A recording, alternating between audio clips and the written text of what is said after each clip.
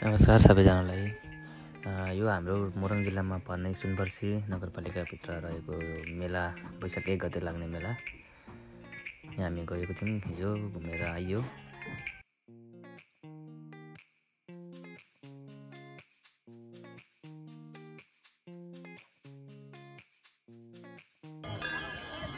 दर्शनहरू गर्दै यता बाहिर भिडभाड पनि यति धेरै थियो कि यहाँनिर अल्छी लागेर म चाहिँ यता साइडमा आएर बसिहालेँ।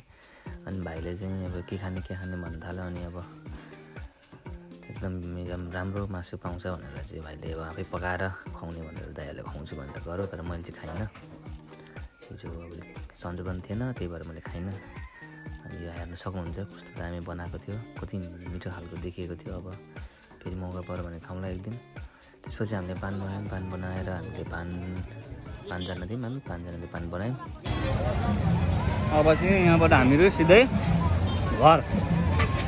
राहुल के भन्न चाहन्छस् त्यसमा? यहाँ आएर भन्नु अन्त मजा आउँछ। 2082 सालको वैशाख रमाइलो भयो। जेरी लिएर हाम्रो साथीले चाहिँ च्याउ किन्नु भएको थियो। च्याउ सर, यो च्याउ देखाउ त। च्याउ खोइ कसरी केजी ल्याऊ हो तिमीले? 100 रुपियाँ मात्र। अरे छिट्टै पारेछ तिमीले त यार, छिट्टै पारेछ त।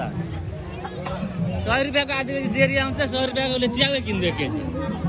त्यसपछि यहाँनिर हामीले एउटा अनौठो पात्र भेट्यौँ हामीले जुन मेलामा। उहाँको नाम चाहिँ नेपाली माइकल ज्याक्सन रहेछ। उहाँ चाहिँ कानेपोखरी 3 मोरङमा उहाँको घर रहेछ।